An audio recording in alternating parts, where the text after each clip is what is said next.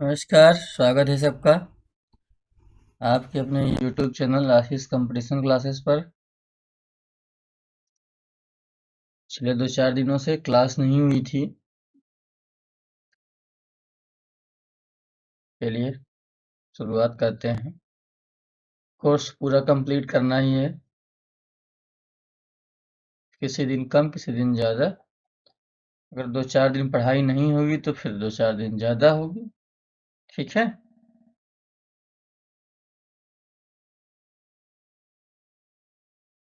जैसा कि आप लोगों को मालूम है कि पिछली कक्षा में सरल आवर्त गति, दोलन गति, ये सब कंप्लीट हो चुका है। आज शुरुआत करते हैं सरफेस टेंशन, पृष्ठ तनाव से। तो शुरू करते हैं। तरल पदार्थों का वह गुण जिसके कारण कोई भी द्रव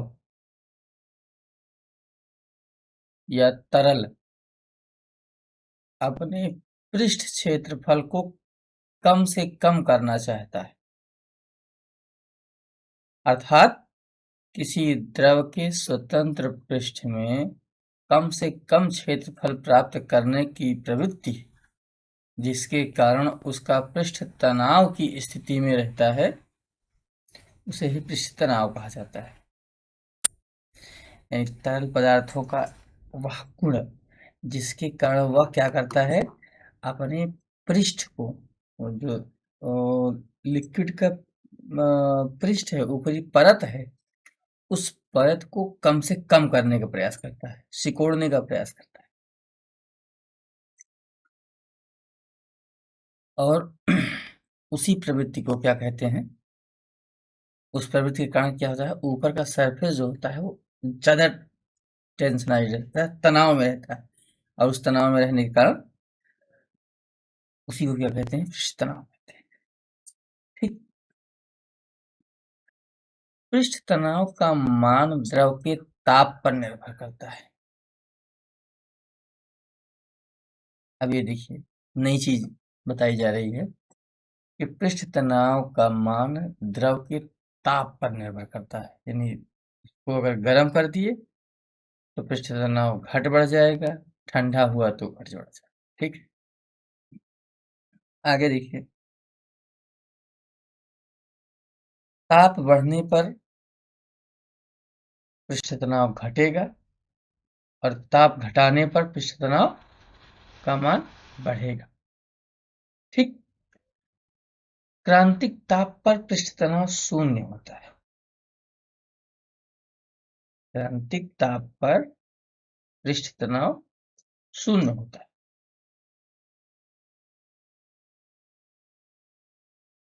द्रव के पृष्ठ तनाव का मान उसकी अशुद्धियों पर निर्भर करता है। अशुद्धियों पर भी निर्भर करता है। आंशिक घुलनशील अशुद्धियों के मिलाने से पृष्ठ तनाव का मान कम हो जाता है। आंशिक घुलनशील मतलब जैसे पानी में ऑयल डाल देना, पानी में तेल मिल सकता नहीं है। आंशिक घुलनशीलता केवल ऊपरी परत पर रह जाता है, तो इससे पृष्ठ तनाव का मान कम हो जाता है। अब पृष्ठ तनाव के दैनिक जीवन में कई उदाहरण हैं, उनको देखते हैं क्या क्या है। वर्षा की बूंद का गोलाकार होना। ऊपर आसमान से वर्षा की बूंद जब गिरती है तो पृष्ठ तनाव के कारण वो गोलाकार हो जाती है, क्योंकि उसकी भी जो है स्थिति क्या है, वो तेल की सतह पर जल की बूंद का गोलाकार होना। तेल है, सरसों का तेल, किसी भी प्रकार का तेल है, तेल में पानी की बूंदें डालिए, वो गोलाकार है। गर्म जल में कपड़े धोने पर अधिक साफ होना, एक इसका उदाहरण है। लिक्विड को ताप बढ़ाने पर, तरल पदार्थ का ताप बढ़ाने पर क्या होता है, पृष्ठ तनाव घट जाता है, जिससे कपड़े अच्छे साफ होते हैं। ठीक है। जल के पृष्ठ पर कपूर के टुकड़ों का नाचना। ठीक, ये भी किसका उदाहरण है? पृष्ठ तनाव। पृष्ठ तनाव अधिक रहता है, कपूर नाचने लगता है। ठीक है, तो ये तो हो गया आपका पृष्ठ तनाव। और भी कई उदाहरण हैं पृष्ठ तनाव के। अब इस समय शरद ऋतु आ रही है, ओस की बूंदें देखिए घास की, पेड़ की पत्तियों पर बूंद के रूप में गोलाकार एकदम उसी पड़ी रहती हैं। वही पृष्ठ तनाव का। ठीक है। अ, पानी में मच्छर तैरते रहते हैं, उसमें डूबते नहीं हैं। वो भी किसका कारण है? पृष्ठ तनाव का कारण है। लेकिन अगर पानी में तेल की बूंदें डाल दी जाएं तो पानी का पृष्ठ तनाव क्या हो जाता है? कम हो जाता है, क्योंकि अघुलनशील है पानी। पानी में तेल तो अघुलनशील होने की, या कम घुलनशील है, तो इसकी वजह से उसका पृष्ठ तनाव कम कर देगा और मच्छर उसमें डूब के मर जाता है। इसीलिए जो अभी इसके पहले कुछ वर्षों तक जब ये व्यवस्था नहीं थी हर जगह पर कि कैसे मच्छरों से निपटा जाए, तो बहुत सी दवाएं आने लगी हैं। तो हिट मार दो, पूरे मच्छर साफ हो जाते हैं। लेकिन पहले क्या होता था कि आज भी है गाँवों में, शहरों में जहाँ तालाब वगैरह हैं, वहाँ पर यही सलाह नगर निगम और जो अन्य अथॉरिटीज़ हैं यही करते हैं कि उसमें ऑयल डालते हैं। या पहले तो रेडियो वगैरह पे प्रसारण होता था कि जहाँ पानी जमा हो वहाँ पर तेल डाल दें मिट्टी का। केरोसिन ऑयल डालने देने पर उसमें पृष्ठ तनाव कम हो जाता था तालाब में, और तालाब में मच्छर पनपते नहीं थे। ठीक ना? तो ये भी इसका पृष्ठ तनाव का ही उदाहरण है। पृष्ठ तनाव को कम कर दिए, मच्छर उसमें तैरने की बजाय डूब जाए, मर जाएंगे मच्छर। ठीक, हमें लगता है समझ में आ रहा होगा सबको। ठीक है, नहीं समझ में आए पूछिए। चैनल के डिस्क्रिप्शन में सब लिंक दिया गया है, इंस्टाग्राम, टेलीग्राम, सारे लिंक दिए गए हैं, उस पर आप अपने सवाल पूछ सकते हैं। ठीक है, आगे चलते हैं। ससंजक बल, देखिए ये कौन सा बल है? एक ही पदार्थ के अणुओं के मध्य, कोई पदार्थ में छोटे छोटे अणुओं से मिलकर बना होता है पदार्थ, एक ही पदार्थ के अणुओं के मध्य लगने वाले आकर्षण बल को ससंजक बल कहते हैं। अर्थात जिन अणुओं के मध्य ससंजक बल अधिक होता है वह बर्तन की दीवारों को गीला नहीं करते। बात को समझिए, ससंजक बल अगर अधिक है तो वो पदार्थ अपने अणुओं के साथ मिलकर, आकर्षण बल अधिक रहेगा उसका, तो वो बर्तन की दीवारों पर न चिपक करके आपस में सब उलझे हुए रहेंगे, आपस में एक मतलब संगठित रहेंगे अणु। तो वो पदार्थ बर्तन की दीवारों को गीला या उस पर चिपकेंगे नहीं, कहने का अर्थ है। जैसे पारा है, पारा कांच को गीला नहीं करता है, उसके अणुओं में ससंजक बल अधिक होता है। अगला है असंजक बल। दो भिन्न पदार्थों के अणुओं के मध्य लगने वाले आकर्षण बल को असंजक बल कहते हैं। क्या कहते हैं? असंजक बल कहते हैं। असंजक बल का मान अधिक होने पर वे वस्तु की दीवार को गीला करते हैं। ठीक है, अब ये दोनों में समझ गए होंगे। जब ससंजक बल अधिक होगा तो असंजक बल कम होगा, दोनों का मान एक दूसरे के अपोजिट।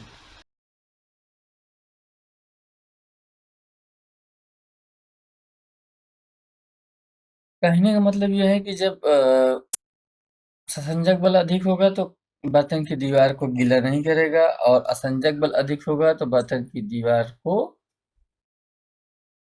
गीला करेगा। अंतर दोनों में समझ में आ रहा है? ससंजक बल में एक ही पदार्थ के अणुओं के मध्य जो आकर्षण बल लगता है वो है ससंजक, और असंजक बल में दो भिन्न पदार्थ के मध्य लगने वाले आकर्षण बल। स्याही से आप कागज पर लिखते हैं, पेन से आप कागज पर लिखते हैं, स्याही कागज पर चिपक जाती है, अर्थात स्याही में असंजक बल काम कर रहा है, ससंजक बल नहीं काम कर रहा, बहुत कम। यहाँ तक समझ में आ गया ना? आगे चलें? असंजक बल ससंजक बल समझ में आया? आगे चलते हैं। अगला है कोशिकत्व।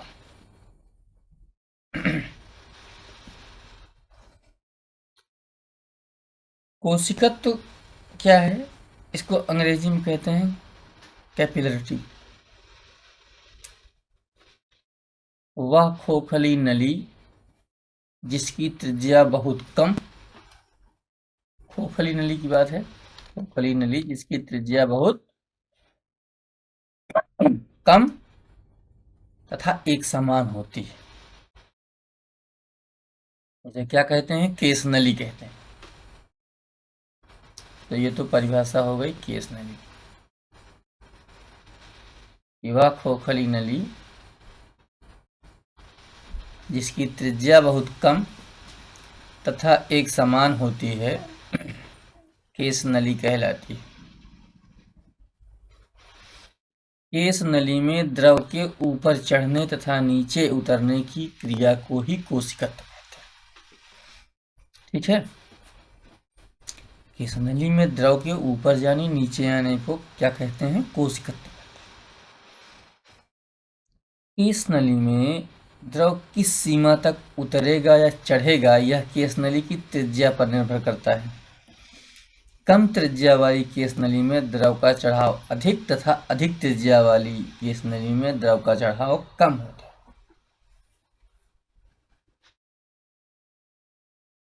कहने का तात्पर्य यह है कि अगर इसमें जो केस नली है, जो खोखली नली है, उसकी त्रिज्या कम होगी, त्रिज्या कम तो अधिक तेजी से चढ़ेगा द्रव, और त्रिज्या अधिक हो गई, एग्जाम्पल के रूप में एक मोटी पाइप ले लीजिए, उसमें द्रव चढ़ेगा? नहीं चढ़ेगा।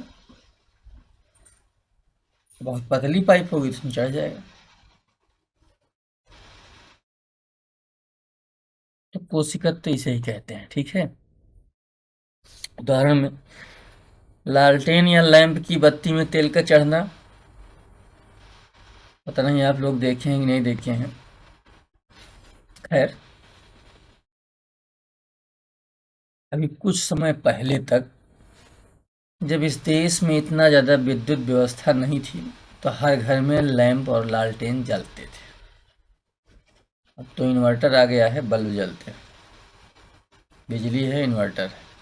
ठीक है? इलेक्ट्रिसिटी भी पढ़ाएंगे। तो लालटेन या लैंप की बत्ती में तेल ऊपर कैसे चढ़ जाता है? किस कारण से चढ़ता है? कोशिकत्व से चढ़ता है। उसमें केस नली बन जाती है। लालटेन या लैंप की बत्ती नीचे तेल रहता है, जैसे ही उसमें टच हुआ ऊपर तक तेल आ गया, आपने माचिस की तीली से जलाया, वो जल लेगा, रात भर जलेगा।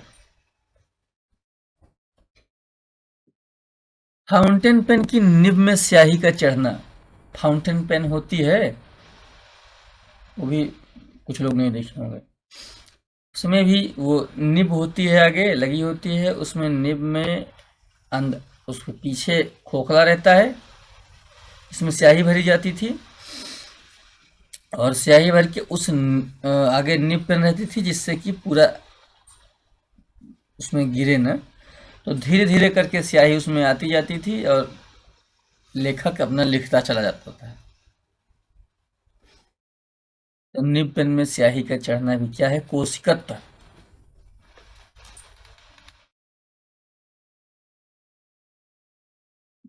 ऑफिसों में देखते होंगे, सोखते पर पानी स्याही डाल दिया जाता है, तो उसमें सोखते पर भी स्याही का या पानी का प्रसार, एक जगह आपने डाला है सोखते पर, एक जगह पे, अब पूरे सोखते पे आ गया, वो भी क्या है? कोशिकत्व। भूमिगत जल ऊपर की ओर चढ़ना, जमीन के नीचे का पानी ऊपर की ओर आता है, वो भी क्या है? कोशिकत्व।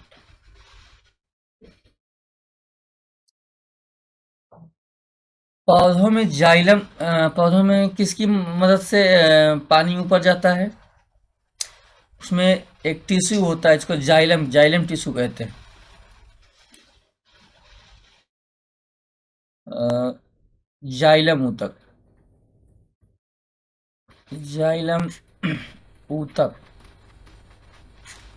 जिसकी मदद से पौधों में ऊपर जल जाता है, वो भी एक कोशिकत्व का उदाहरण है। सूती कपड़े पर जल की बूंद, एक बूंद पड़ती है, पूरे में फैलाव हो जाता है, जिसको आज सूती कपड़े मतलब जान रहे हैं ना, कॉटन, उसमें भी पूरे में प्रसार हो जाता है, तो वो भी किसका उदाहरण है? कोशिकत्व। ठीक है, आगे चलें।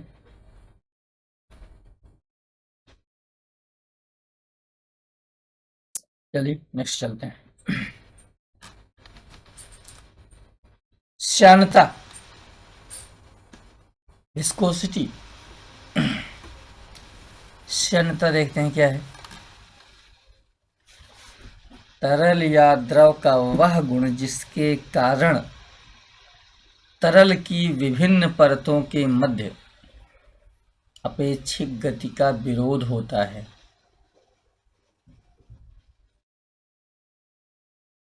श्यानता कहा जाता है।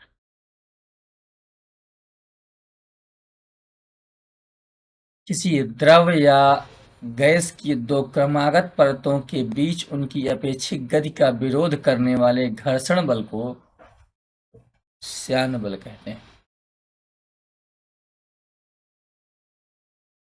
समझ में आई बात? तरल या द्रव का वह गुण जिसके कारण तरल की विभिन्न परतों के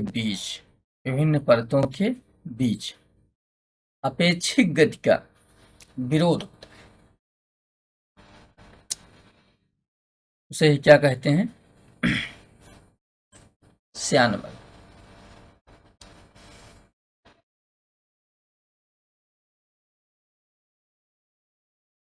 श्यानता तो हो गया, उसका गुण श्यान बल हो गया। ये जो अपेक्षिक गति का विरोध करने वाले घर्षण बल को श्यान बल कहते हैं। आइए इसके कुछ प्रॉपर्टी देख लें, गुण देख लें क्या है। श्यानता द्रव या गैस में पाई जाती है, ठोस में नहीं। पहला इसका गुण। इसमें पाई जाएगी?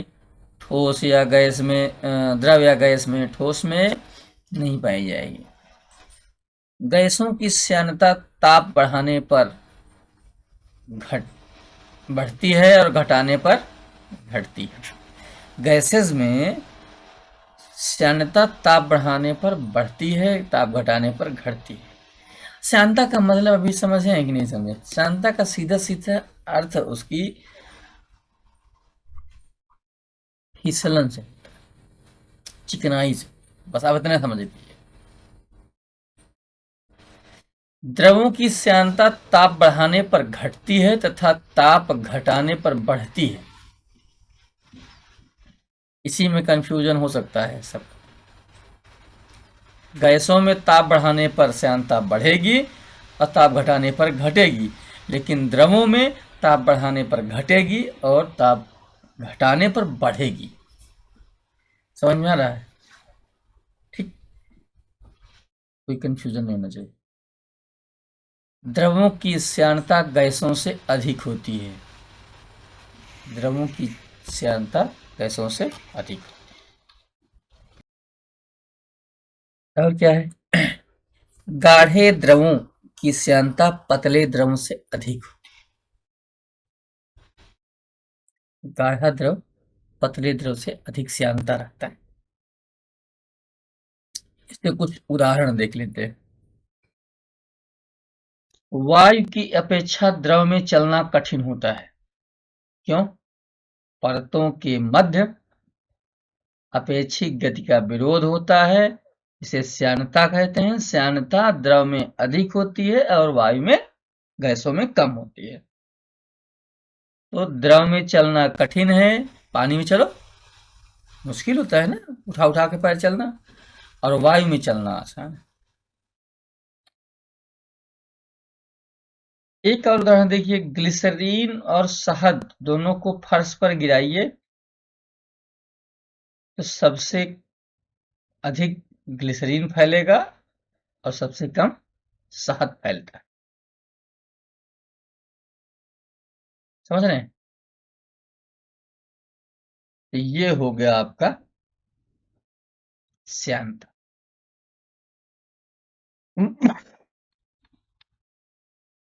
एक होता है सीमांत वेग, इसको कहते हैं टर्मिनल वेलोसिटी।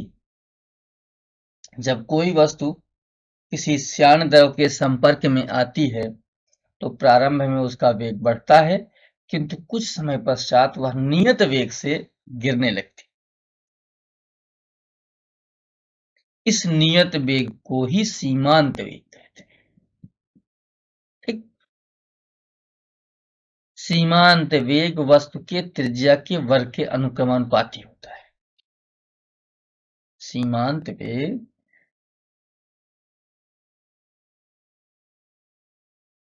वस्तु के त्रिज्या के वर्ग के अनुक्रमानुपाती होता है।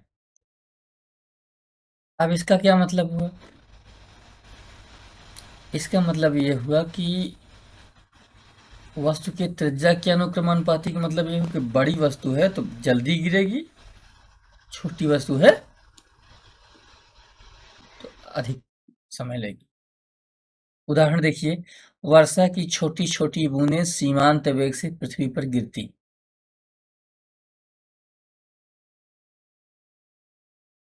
कोई वस्तु किसी श्यान द्रव के संपर्क में आएगी तो सबसे पहले वेग बढ़ेगा, उसके बाद एक स्थिर वेग से, बूंद जब छूटती है तो थोड़ा सा तेजी से, लेकिन उसके बाद एक स्थिर गति से, एक समान गति से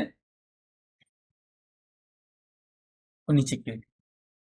पैराशूट से व्यक्ति सीमांत वेग से नीचे उतरता है।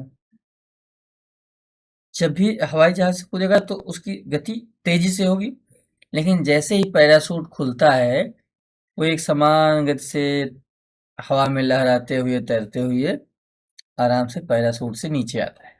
ठीक है? तो ये हो गया सीमांत वेग। ये सब छोटी छोटी परिभाषाएं हैं, इनको बता दे रहे हैं, ये हमेशा एग्जाम में आती हैं। और सिविल सेवा का कोई वो नहीं है कि यहाँ से ही प्रश्न आएगा, सीमांत वेग नहीं आएगा, क्रांतिक वेग आएगा, ऐसा कुछ नहीं। ठीक है? तो सब आ सकता है, कोई भी चीज, कॉन्सेप्ट क्लियर रखिए, प्रश्न चाहे जहां से एग्जामिनर पूछ ले, आपका कॉन्सेप्ट क्लियर होना चाहिए। अगला है क्रांतिक वेग, क्रिटिकल वेलोसिटी कहते हैं इसको अंग्रेजी में। तरल या द्रव का प्रत्येक कण उस बिंदु से होकर गुजरता है जिस बिंदु पर से आगे वाला कण गुजर चुका होता है। द्रव के इस निश्चित वेग को क्रांतिक वेग कहते हैं। अब देखिए क्या कहना चाह रहा है। यहाँ से यहाँ तक कोई द्रव गुजर रहा है, तो ये मान लीजिए कि ये जो कण है, एक कण यहाँ पर है, तो पीछे वाला कण जो है ही नहीं इस पर स्थान लेगा। ये कण जो है ये भी तो इसके आगे वाले का स्थान लेगा। यहाँ पे जो कण है ये किसका स्थान लेगा? आगे जो कोई गुजर चुका है कण, उसका ही तो स्थान ले रहा है। समझ में आई बात? कह रहा है ये कि द्रव या तरल का प्रत्येक कण उस बिंदु से होकर गुजरता है जिस बिंदु पर से आगे वाला कण गुजर चुका होता, मानी एक सीधी रेखा में चल रहा है। द्रव के इस निश्चित वेग को क्रांतिक वेग कहते हैं। उदाहरण है नल की टोटी से जल का निकलना। नल खोलेंगे आप तो हर एक जल का बूंद, जल की कण उसी स्थान से गुजर रही है। ठीक है। बरसात के दिनों में नदियों में पानी की गति भी वही होती है, न कम न ज्यादा, सीधा एक दूसरे के पीछे सारे कण एकदम लगे हुए हैं। तो ये तो हो गया आपका क्रांतिक वेग। अब आगे चलते हैं। एक मोस्ट इम्पोर्टेंट थ्योरी है जिसको बर्नौली का प्रमेय कहते हैं। ठीक है, बर्नौली का प्रमेय है, इसको समझ लेते हैं।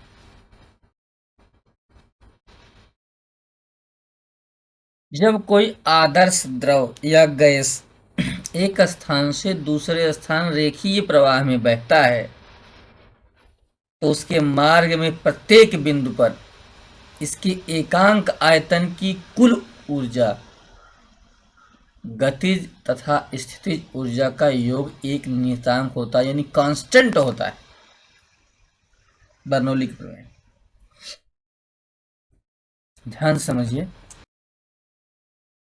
क्या कह रहा है कि कोई आदर्श द्रव या गैस एक स्थान से दूसरे स्थान में रेखीय गति करेगा, उसके मार्ग में प्रत्येक बिंदु पर इसके एकांक आयतन की कुल ऊर्जा यानी गतिज ऊर्जा और स्थितिज ऊर्जा का योग एक नियतांक होता है। नियतांक ये फार्मूला है। ये नियतांक P प्लस 1/2 यानी हाफ Q स्क्वायर, ये इसका कांस्टेंट है। ठीक है। अब यहाँ पर P क्या है? P है प्रेशर। ठीक है, दाब ऊर्जा। Q क्या है? घनत्व, डेंसिटी है। और U क्या है? वेग। एक फिगर के माध्यम से इसको समझ लेते हैं। ये है बर्नौली का प्रमेय। ये एक पाइप है, इस पाइप से ये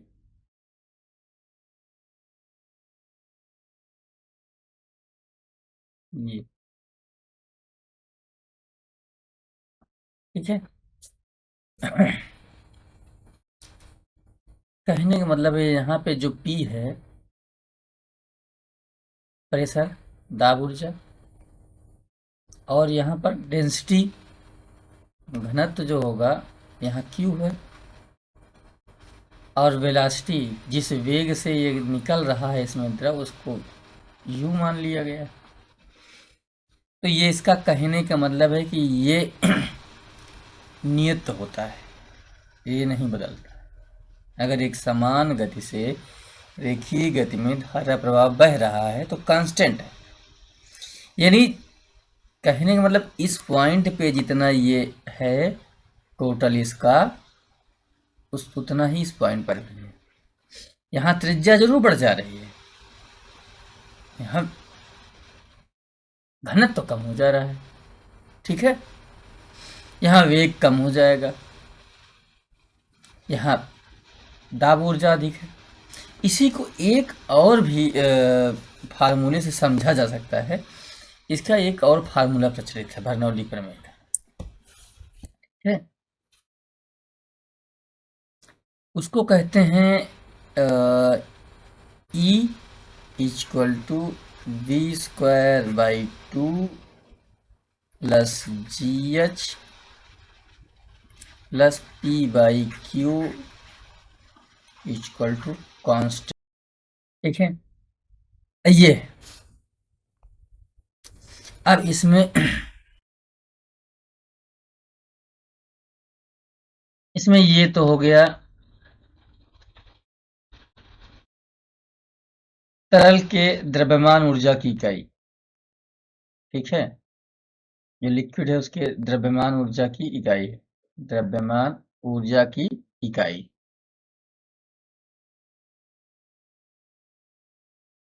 क्यू क्या है? क्यू, जैसा कि ऊपर हमने बताया कि तरल का घनत्व है, ये भी यहाँ पे अभी घनत्व है। ठीक है, पी, पी को आप जानते हैं, प्रेशर। संबंधित एक स्थान पर पी क्या है? दाब है। वी, वी इसमें भी वेग है, वी क्या है? वेग है। और जी गुरुत्वाकर्षण, गुरुत्वीय त्वरण है। तो ये भी एक फार्मूला इसका है। आसानी से समझने के लिए ऊपर जो दिया गया फार्मूला है वो हमेशा कांस्टेंट रहता है, उसको समझ लीजिए। वही चीज ये भी है, बहुत ज्यादा इस पे दिमाग लगाने की जरूरत है, बहुत ज्यादा इस पे दिमाग लगा दीजिए। ऐसी कोई चीज नहीं है जिसको कि इतना दिमाग लगाने की जरूरत है, इतने है बर्नौली का।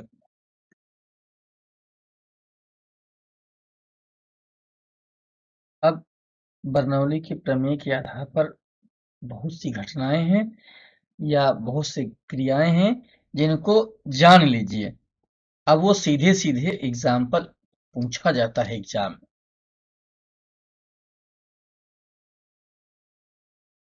सीधे सीधे प्रश्न पूछा जाता है, ये किसका, ये घटना किस कारण से होती है। अब देखिए, अब इसका पहला है घटना, फुहारों के ऊपर गेंद का नाचना। फब्बारा होता है, फब्बारा में पानी ऐसे निकलता रहता है, ऊपर एक बाल रहती है, वो बाल टिकी रहती है उसी। क्यों? क्योंकि लास्ट पॉइंट पे वो जो पानी की फुहार है वहां पर कांस्टेंट है उसका। क्या कांस्टेंट है? दाब, ऊर्जा, घनत्व और वेग नियत है, घट बढ़ नहीं रहा है क्योंकि रेखीय गति है उसकी। फव्वारे की रेखीय गति होती है ना, नीचे से ऊपर तक पानी जाता है, रेखीय गति।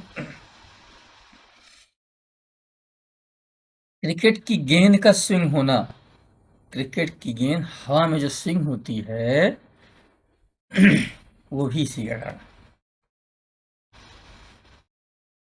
स्विंग होती है इसलिए कि वो एक समान गति से वहां तक गेंद जाती है, किसमें? रेखीय गति में जाती है। और उस वजह से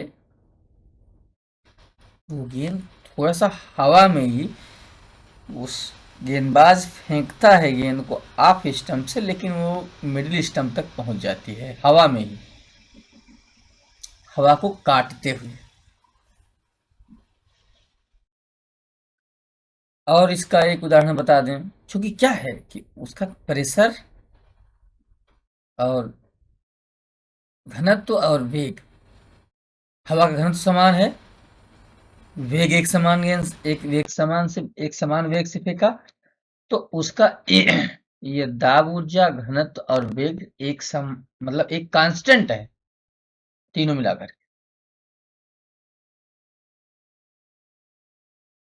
आगे चलें।